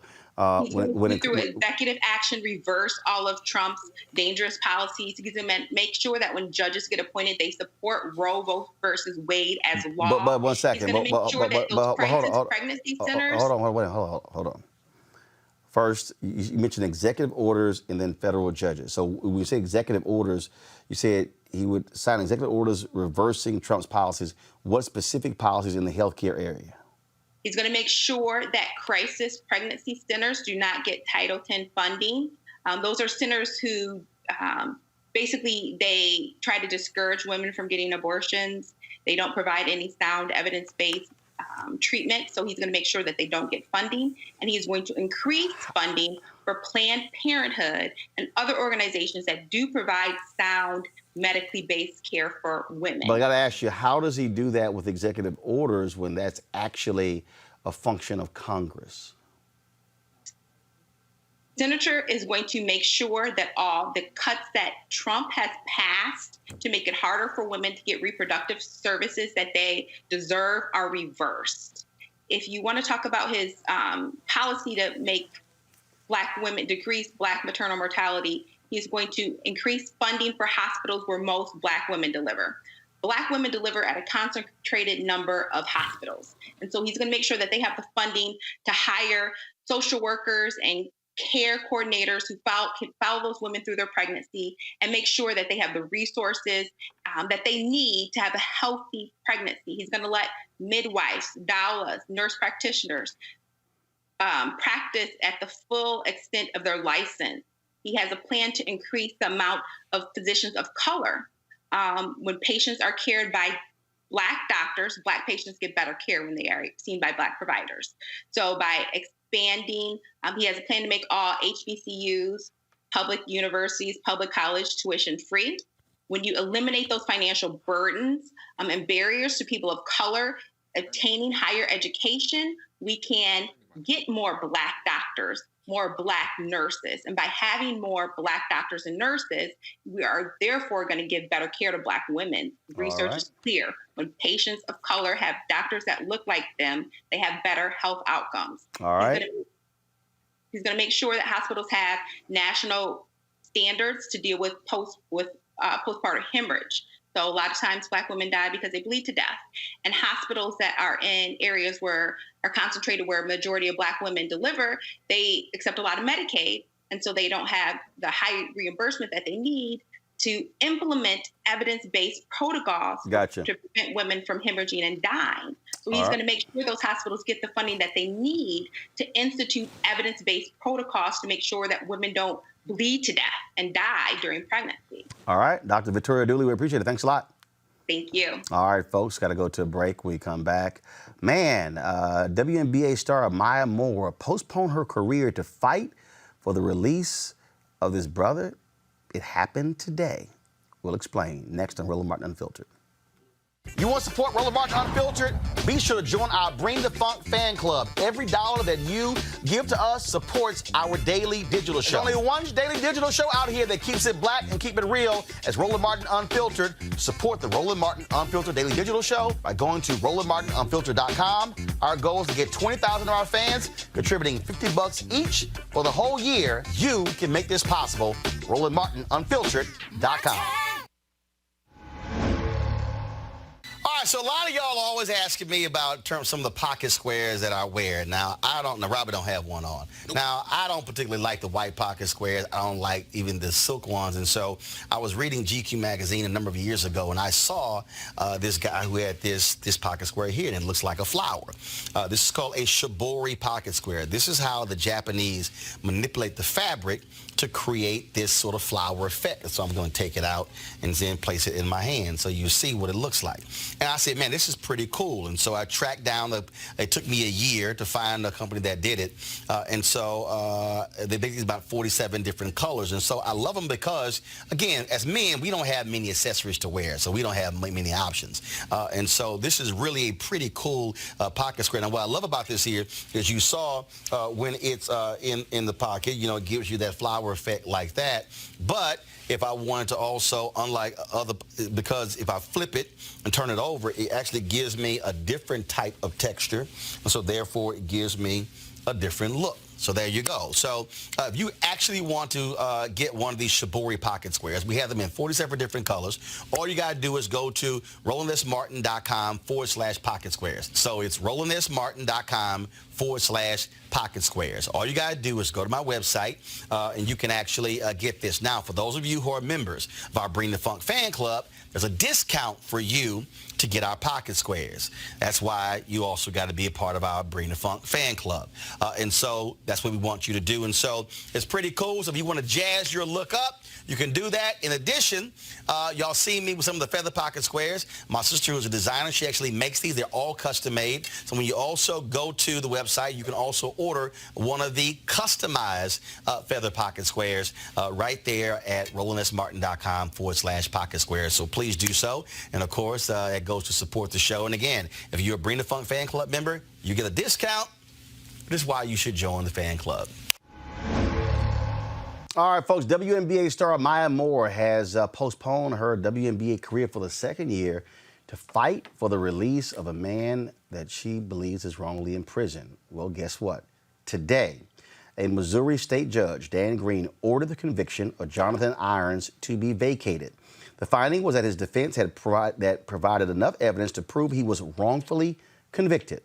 Irons has been in prison for the last 23 years. He was sentenced to 50 years in prison in the non-fatal shooting of a homeowner during a burglary. The good news was delivered by Moore, who supported his efforts. Now, the deal is the state has 15 days to request an appellate review. The Attorney General has not given any comment whatsoever. If the state does not request an appellate review, then the county where this took place in Missouri has 30 days to decide whether to retry him. Avis, the fact that here's a sister who postpones her career for the second year. She didn't play last year at all, announced a week or two ago that she was going to do it again until he gets released.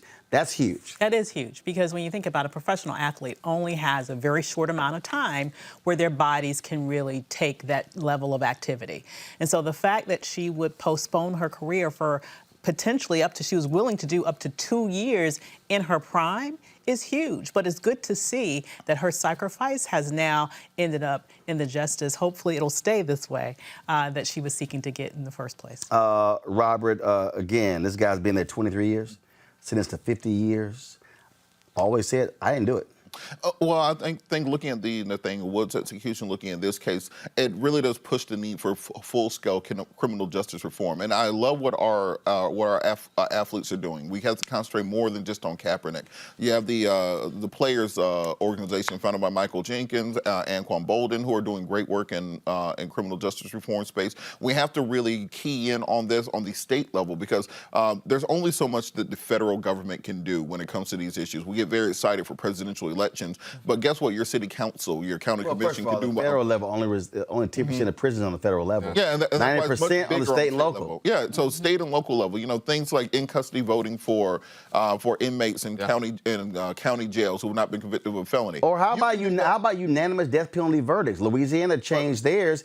The guy, Nathaniel Woods, it was 10-2. It was not a unanimous verdict. Yeah. Well, and not just on that. Let's understand, we have to be pushing for state-by-state repeal of the death penalty completely. Absolutely. It is an antiquated, inhumane system. And we want to talk about biblical law going forward, then that's something which I don't think any Christian can get behind. And it was good seeing some Christian organizations being against the execution of Nathaniel Woods. But we have to get more involved on the state and local level. Trump is an animating aspect of American politics. Don't forget about what actually hits you on a daily basis.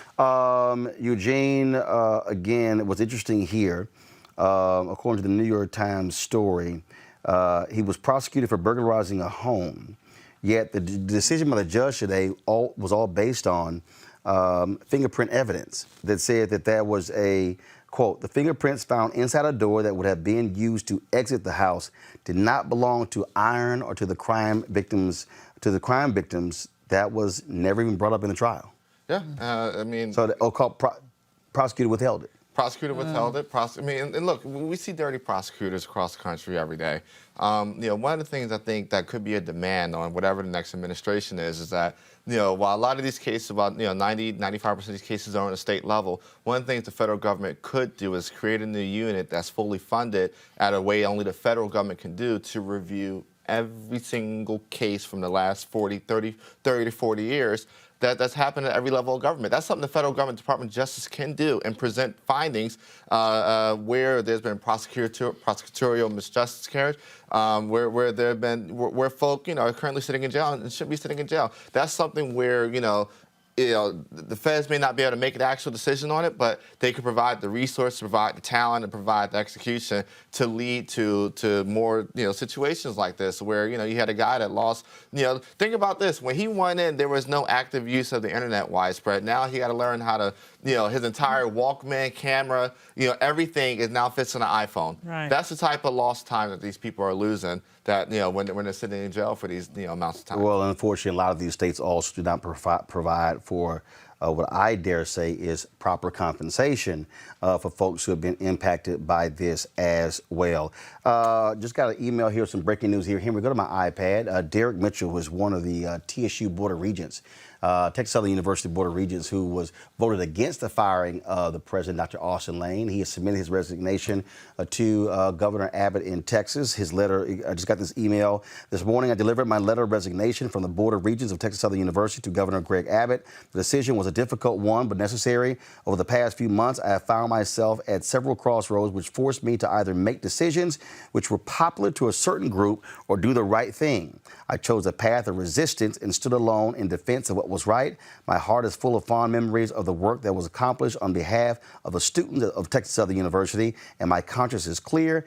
Texas Southern University has had my full commitment as a board member for 5 years, and I am confident my efforts were not in vain. The good news is my exit gives the governor an opportunity to honor the students, alumni, and Houston community's request to appoint regents who are undergraduate alumni and have the university's best interest. I encourage you all to press forward and work toward greatness for TSU. I wish the Tiger family well again. So that was actually one of the courageous TSU board members who is now stepping aside. Unfortunately, they're left with, frankly, some of the sorriest people who chose to fire Dr. Austin Lane and pay him nearly $900,000 when he did nothing wrong. All right, folks, talk about doing nothing wrong. We see videos all the time. They always catch our eye. Oh, but we saw this video of this one little young boy who just giving it to the security, okay? They said that he was stealing something. Then they searched him, and he didn't. Little man let their ass have it. Y'all go enjoy this.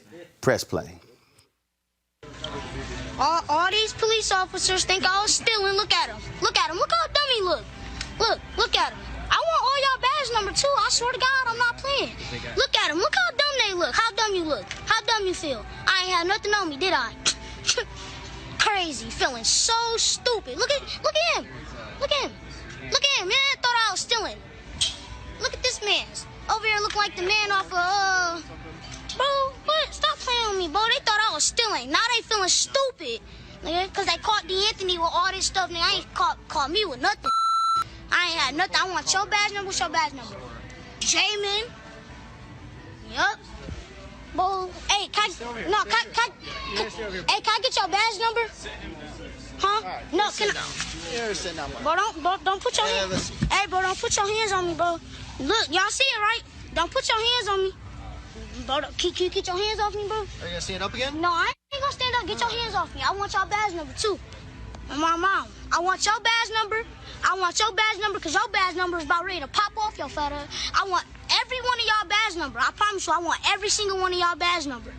Y'all think out, bro. Ooh, y'all so lucky. And, bro, if y'all took these badges off, I'll fire on all right now, bro. Look at him. Look how dumb he look. You look. Look. This way. Come on. Look at him. Look at him. Get my bag. Get my bag. Come on. Get my bag. Look at him. Look at him, y'all. Look at him. Thought I was stealing. Goofy. Looking dumb. Stop playing with me. Looking dumb. Stop playing. I ain't had nothing in my bag. You sound crazy. Pocket full of money. Now how dumb do you look? Now look at him. Say hello to the live, sir. Here, look how dumb you look, y'all. Look how dumb you look. Looking stupider than... look stupid. Just dumb. You look pitiful. You look pitiful. You look pitiful. Because you think me and my mans were stealing? You look pitiful. Pitiful. Look at you. Look, you look so stupid. Do you believe how dumb you look right now? You look so dumb. You look so stupid. This shit crazy. You look dumb.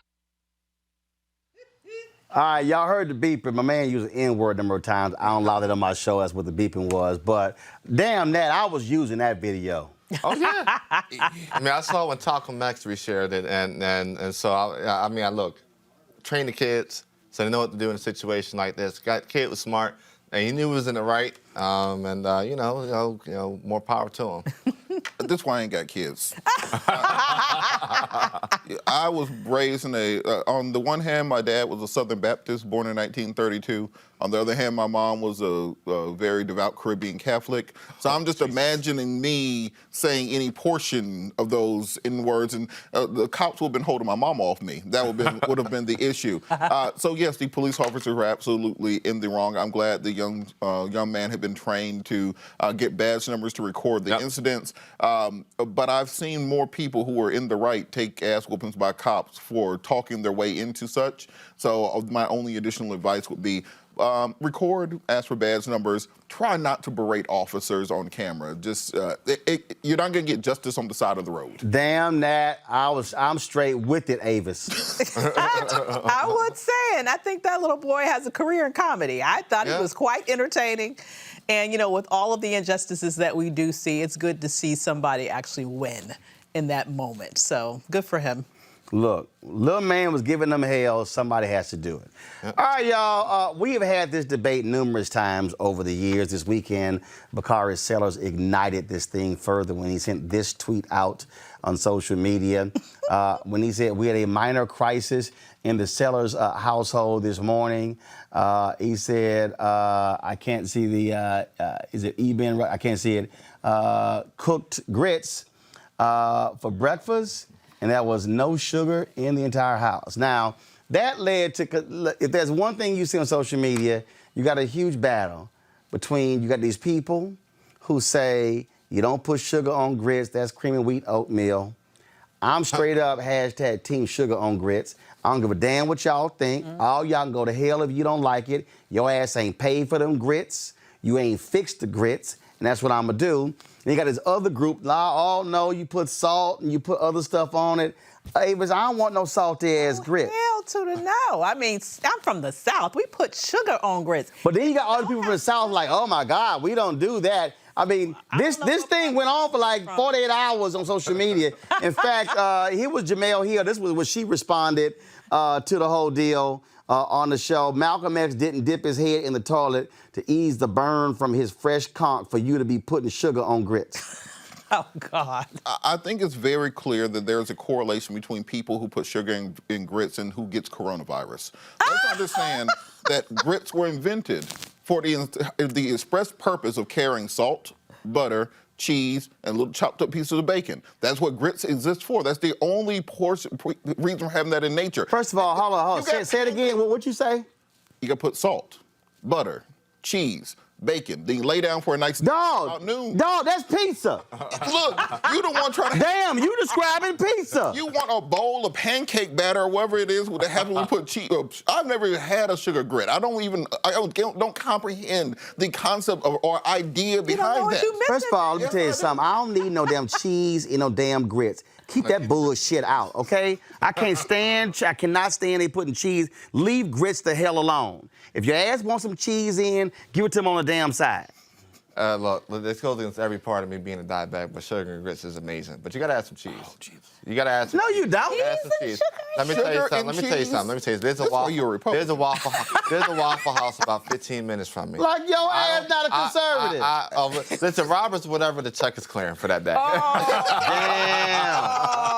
But there's a Waffle House about 15 minutes from me. And whenever I get my order to go, I would make sure I say, listen, I need a little bit of cheese added to the grits. Well, see, first you get a to-go order from Waffle House, which means you did not watch them make it. Oh, no, which means you still watch them make it. You got to watch the people at Waffle House make it. First of all, I don't know why in the hell you going to Waffle House if all them black people got turned away as well. I don't go to no damn Waffle House. I'm just telling you right now. I don't care. I don't give a damn if none of y'all agree when it comes. It's my grits. I'm going to put what the hell I want on my grits. I ain't asking none of y'all for permission, and then none of y'all paying for it. It's simple as that. Like, I don't get, and then this whole deal, oh, you can't be from the South. I'm in Texas. I don't give a damn you from South Carolina, North Carolina, Mississippi, Alabama. If I go to any one of them states, my ass order some grits, your ass better bring some sugar packets. I'm just letting you know. I do not care. I don't care. My mama may not want some sugar on some grits. It's going to be some sugar on that table. I'm just letting y'all know. Simple as that. So try me. Can we get Mama Martin's opinion on this? Shit don't matter. Her opinion don't matter.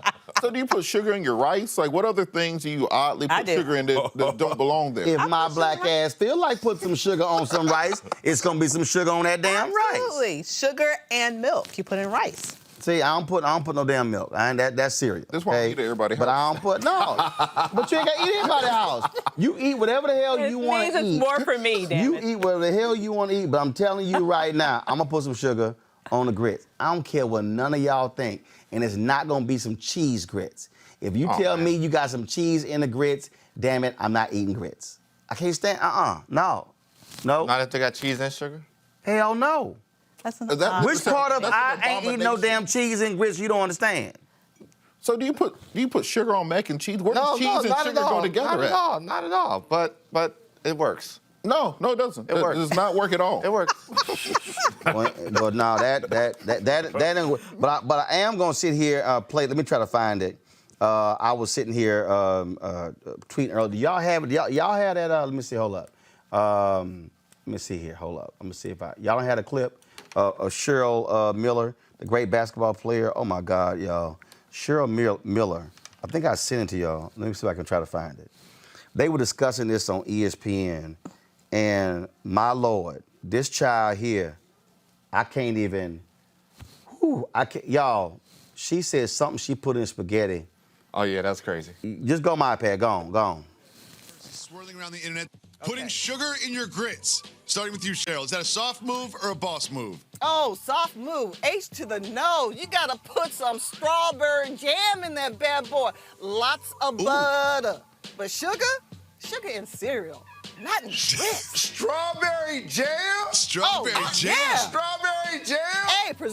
Hey, and then sop it up with some biscuits or bread if you haven't gone to the supermarket and you gotta throw down some heavy bacon. Cheryl, true or false? You told our producers that you put mayonnaise in your grits. Oh, absolutely. Not in my grits, in spaghetti. Wait, what?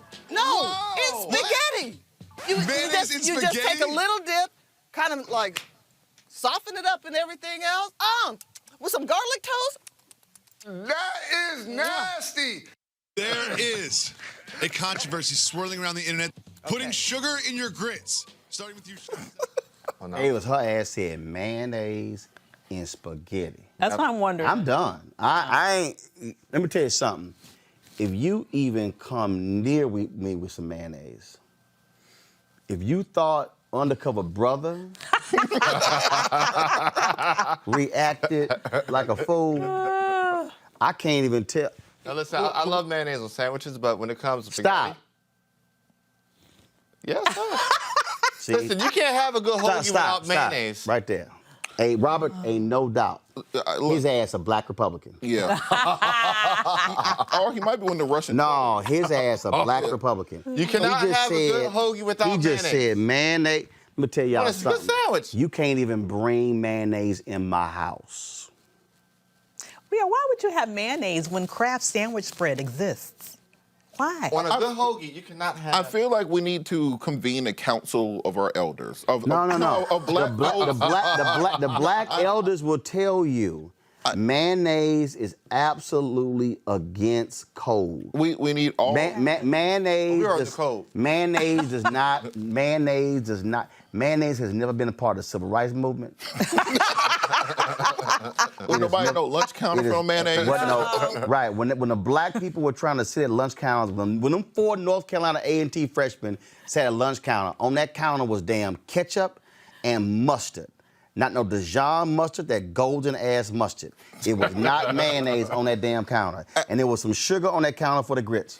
As I said, we need to convene a council of elders. We need all of our silver citizens who were born before 1940 to put out some recipes, to put out some regulations, to let us know exactly what because I don't think anybody was sitting at a lunch counter putting sugar in their grits getting bit by no dogs. Let me say right here. Deidre Manigault, Roland must be a Miracle Whip person. Hell no, Miracle Whip ain't nothing but mayonnaise light. I can't stand a Miracle Whip either. I'm telling you right now, put some mayonnaise on on a hamburger I order. I'm gonna cuss your ass out. I'm just straightening up right now. I can't stand. Y'all don't have no. Ooh. Ooh, you don't understand. Ooh, you don't understand. What about a nice garlic aioli made with a little basil in it? That's how you know Robert got money. Yeah, he's a little chef. You should see his Facebook page. It's aioli. It's kind of like mayonnaise, but I'll tell you after the show. It's different. Yeah, he cooks. Okay, when your ass say some stupid shit to me like it's kind of like mayonnaise, I'm not eating that bullshit either, Robert. I'm trying to understand which part of it. Like, first of all, where you Negroes from? Both of y'all, because obviously I don't. Ooh. What about some nice cute pie, Japanese? So Roland don't eat potato salad. So Roland don't eat potato salad. Hell no, I don't eat potato salad. So we gotta check Roland black. No, we don't. I ain't you don't eat potato salad. God damn it, I hate potatoes. I ain't no damn potato salad. Come on, bro. We gotta check. Roll the light potato salad. You ain't got to take nothing. First of all, pull his black your card. ass want mayonnaise on a hoagie. Yes, you sir. can't snatch nobody black Yes, card. sir. You have no snatching privileges. We're gonna take because you're no longer in the black group. You're on the other side. No. You have been traded. You have been traded. Listen, we could settle this to the game of spades. You know what I'm going to run some spades. After the show, I'm going to call up Michael Twitty, who wrote the definitive book on slave cooking. Jackie can call Michael Twitty. Jackie, I had Michael Twitty right here on this show. Jackie Clark can call Michael Twitty. All I'm saying right now, I'm just letting y'all know right now, put mayonnaise on my sandwich. I'm telling you right now, it's going to be a flashback to the Black Panthers walking in the state capitol in Sacramento. All I'm saying, don't put no damn mayonnaise on my hand. I'm just letting you know right now. Ain't gonna happen. Garlic coyote. Ain't gonna happen. Y'all, you can keep those. Ain't no bean sprouts on it. damn about no avocado. Some bean sprouts right there. See? Microgreens. See? Microgreens. We know Esquire and Robert Tilla's second Esquire is coming out. We know Robert didn't go to HBCU or he did not hang out with the black people at the PWI. All right, y'all. I got to go. I'm gonna see y'all tomorrow. Don't forget to support us at rollerbartunfiltered.com by going to the site. Every dollar you give goes to support this show, so you can join our Bring the Funk fan club, Square at PayPal, as well as Cash App. We support all that y'all do. If you're watching on YouTube right now, y'all can also support what we do. We got more than 1,600 people watching, so y'all can give right there as well. Don't forget our School of the Day with North Carolina A&T. Support them as well. All right, y'all, we got to go. I will see y'all tomorrow. Where we always bring the funk. We'll give a preview of 6 states going to the polls tomorrow. Don't forget, if you're in those states, Michigan is one of them. Mississippi is another one. Go to the polls. Vote. Make your vote heard. I got to go.